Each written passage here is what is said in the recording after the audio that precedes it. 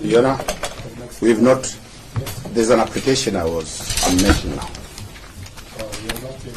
No, we are not yet. You know, the respondent wishes to make an application for him to be released on bail and reasonable bond terms. On the following basis, there has not been established any compelling reasons to warrant the respondent to be detained for 21 days.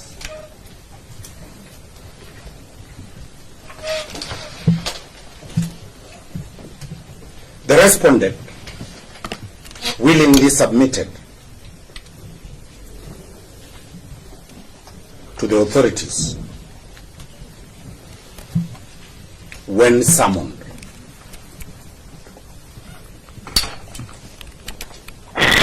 The respondent is a serving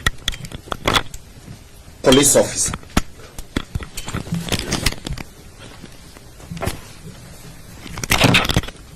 And the government has all the records.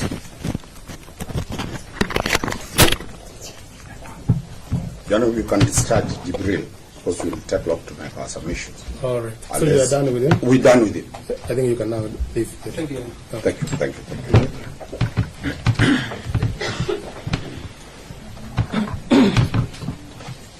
Yes. You know, there has not been any material placed before this court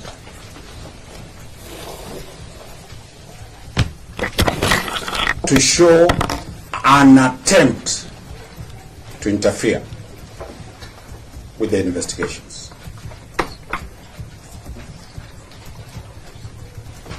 My other brothers and sisters here will deal with the authorities that demand for that. You know, this detention of 21 days is a plea detention.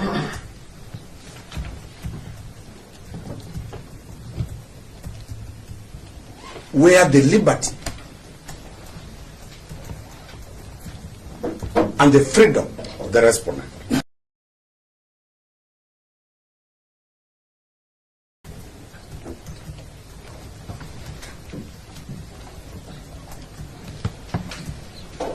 the purpose of bail and bond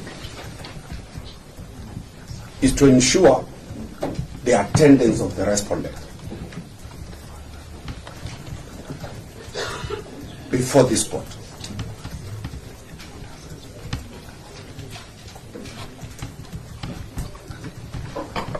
Is plea detention the only option available?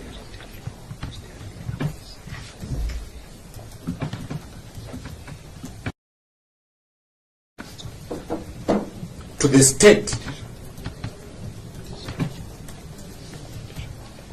You know, that has been dealt by, in the case of Oscar Sudi, by then Justice Professor Ngugi.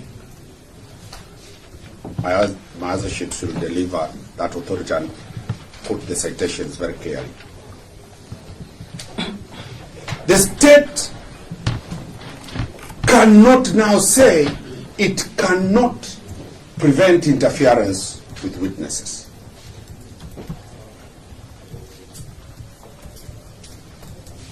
The Republic of Kenya is not a banana country.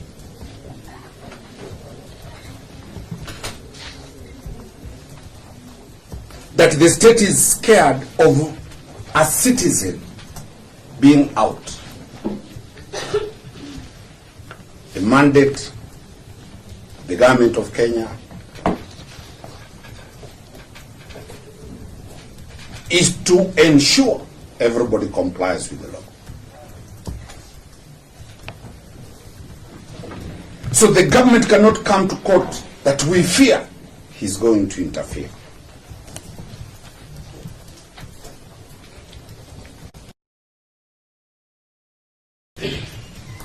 That is a banana country that will tell people that we fear an individual is likely to interfere.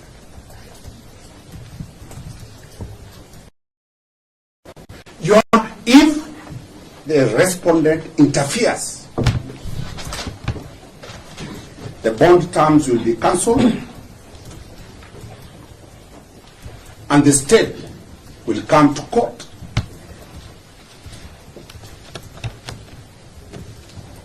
to show that he has failed to comply with the court orders.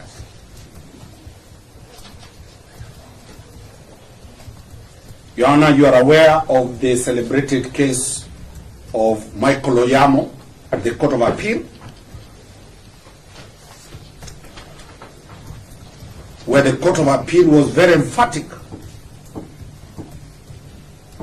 that the court has jurisdiction, has power to impose conditions.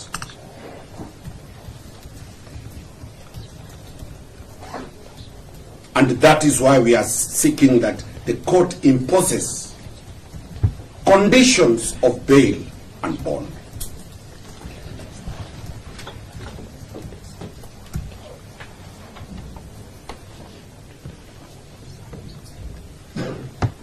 Your Honor, the fear of the state is a fear of a police constable.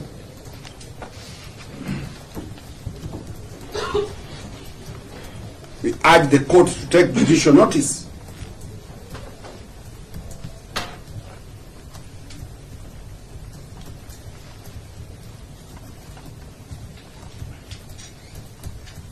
that people wielding massive powers in form of cabinet secretaries, sitting governors, heads of state at the ICC, when Kenyan leaders were taken to the ICC, they were released on bail.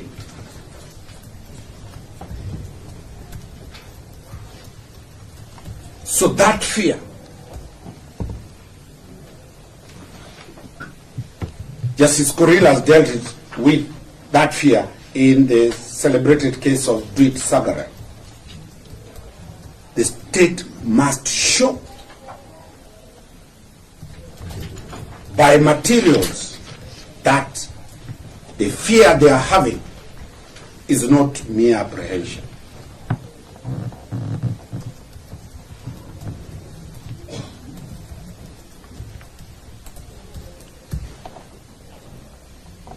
Then that this respondent can be released on cash bail,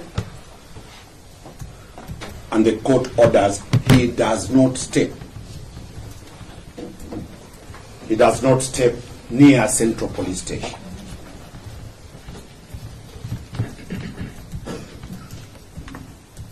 His parents are here, his relatives are here.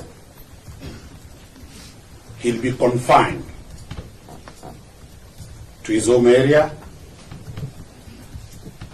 until when the DPP decides to charge.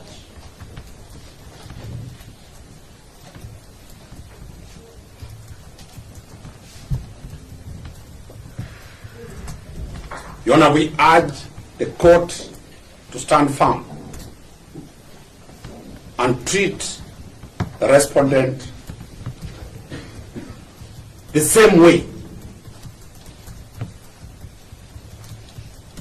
all other accused people or respondents appear before you,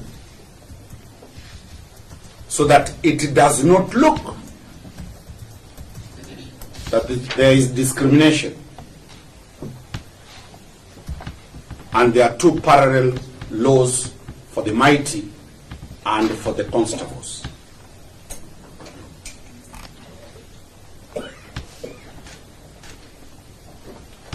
Your Honor, a mere statement that the police have a blue code of silence is not factual.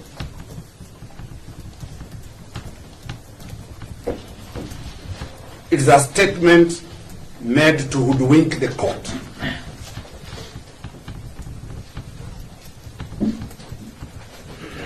The applicant, Ipoa, is seeking 21 days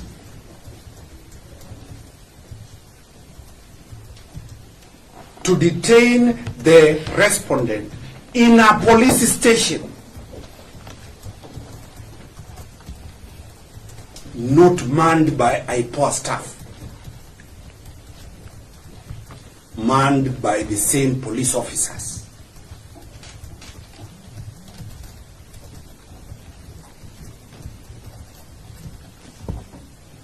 At one hand, Ipoa is confident with the police that remand him in police station.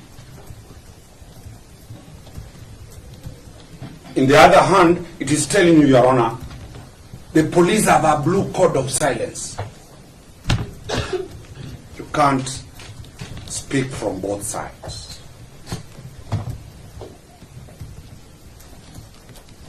Your Honor, this country, as citizens of this country, every government entity operates within its mandate.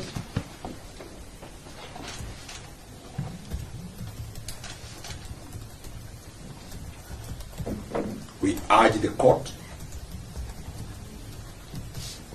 to find that there are no compelling reasons.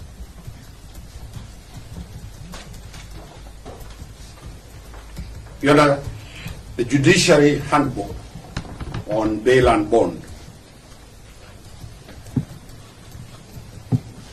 which the court is very aware, has provided for parameters to be considered for denial for bail.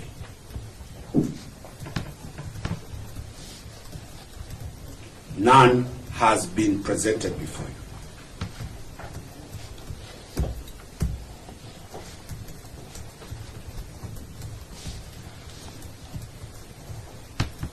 The applicant says there is a public uproar.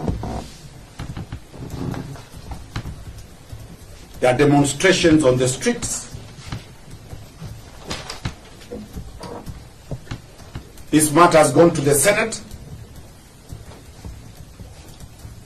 It has gone to the National Assembly and the Commander-in-Chief of the Armed Forces, His Excellency, President Dr. William Ruto, has talked about it. It is our submissions that out of that, this is a knee-jerk reaction to show everybody and the people are talking that we have arrested somebody.